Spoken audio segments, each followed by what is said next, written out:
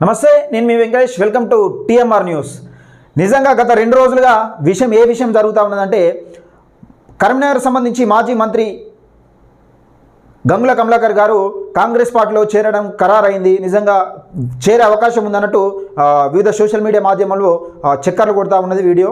నిజంగా గంగుల కమలాకర్ చేరే అవకాశం ఉందా, గతంలో చేరుతానన్నా కానీ మరి ఏం జరిగింది అనే విషయం ఒకసారి తెలుసుకునే ప్రయత్నం చేద్దాం. దయచేసి వీడియోలోకి వెళ్ళే ముందు లైక్ చేయండి, అలాగే షేర్ చేయండి, మీ అభిప్రాయాన్ని కూడా కామెంట్ రూపంలో తెలియజేయండి. అసలు మంత్రి గంగుల కమలాకర్ ఒకవైపు బీజేపీలకు వెళ్తాడు అన్న వార్తలు కూడా గతంలో వినిపించినాయి. అంటే గత 4-5 రోజుల కింద కూడా వినిపించినాయి. మరి అసలు బీజేపీలో పోకుండా మంత్రి గంగుల కమలాకర్ కాంగ్రెస్లకు ఎందుకు పోవడానికి నిర్ణయించుకున్నాడు? ఈ అంశంపైన మనం ఒకసారి మాట్లాడుకునే ప్రయత్నం చేద్దాం.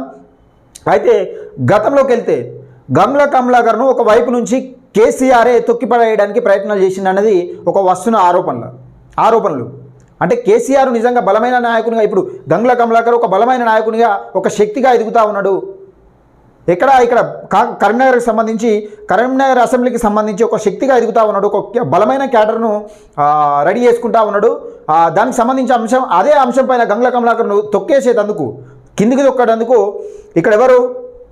ఇక్కడ కరీంనగర్ సంబంధించి మాజీ మేయర్ ఎవరైతే ఉన్నారో రవీందర్ సర్దార్ సింగ్ను కేసీఆరే గంగుల కమలాకర్ను తొక్కేసేటందుకు, రాజకీయ పరంగా అనగదొక్కేందుకు రవీందర్ సర్దార్ సింగ్ను కేసీఆర్ దించినట్టు గతంలో ఆరోపణలు కూడా వచ్చినాయి. నిజంగా గంగుల కమలాకర్ ఎదుగుదలను ఓర్వలేకనే కేసీఆర్ తొక్కే ప్రయత్నాలు చేసిందని గతంలో కూడా ఆరోపణలు వచ్చినాయి.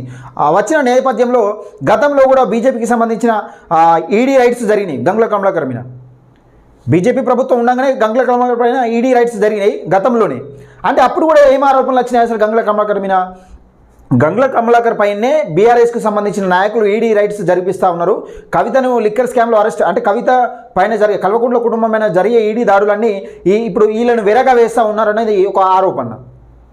ఇప్పటికైనా బీఆర్ఎస్ నాయకులు కళ్ళు తెరిచి బీజేపీ వర్సెస్ ఇక్కడ కాంగ్రెస్ నడుస్తూ ఉన్నదా, లేకపోతే ఇక్కడ రెండు కుమ్మక్కై బీజేపీ బీఆర్ఎస్ కుమ్మక్కై కాంగ్రెస్ పైన దాడి చేస్తూ ఉన్నాయా, లేకపోతే మీ నాయకులు మీ పైన దాడి చేస్తూ ఉన్నారా అనేది ఒకసారి మీరు ఆలోచించుకోవాల్సిన విషయం.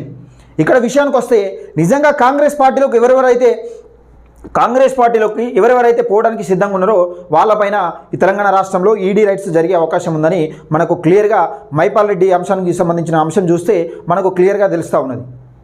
అదే గంగుల కమలాకర్ నిజంగా గతంలోనే కాంగ్రెస్ పార్టీలోకి వస్తా అంటే మరి ఏ నాయకుడు అడ్డుపడ్డారు? ఇప్పుడు కాంగ్రెస్కి సంబంధించిన నాయకుడు ఏ నాయకుడు అడ్డం పడ్డారు? మరి కరీంనగర్ సంబంధించిన అగ్రనాయకులు ఎవరైనా అడ్డుపడుతున్నారా? అడ్డు తొలగిందా? నిన్న ఒక స్టేట్మెంట్ వచ్చింది. అదేంటంటే కవంపల్లి సత్యనారాయణ గారు కూడా గంగుల కమలాకర్ కాంగ్రెస్ పార్టీలోకి వస్తాడని ఒక స్టేట్మెంట్ అయితే ఒక న్యూస్ ఛానల్లో వచ్చినట్టు మనం చూస్తూ ఉన్నాం. ఈ గత 2-3 రోజులుగా నిజంగా గంగుల కమలాకర్ గారు బీఆర్ఎస్ పార్టీని వీడడానికి సిద్ధంగా ఉన్నట్టు మనం చూస్తూ ఉన్నాం. నిజంగా జరగబోయే 2-3 రోజులలో ఏం జరుగుతుంది? నిజంగా గంగుల కమలాకర్ బీఆర్ఎస్ పార్టీని వీడే అవకాశం ఉందా, లేకపోతే కాంగ్రెస్లోకి వెళ్తాడా, మరి బీజేపీలోకి వెళ్తాడా? ఒకవేళ బీజేపీలోకి వెళ్ళే అవకాశాలు ఏమైనా ఉన్నాయా తెలుసుకుందాం. ఇక మనకు 2-3 రోజుల్లోనే తెలుస్తుంది. నిజంగా ఈ పోస్ట్ అయితే నిన్న మొన్నటిగా అభిమానులు కానీ వివిధ కాంగ్రెస్ పార్టీ నాయకులు కానీ కొందరు గంగుల కమలాకర్ అన్న గారికి స్వాగతం అని పెడతా ఉన్నారు.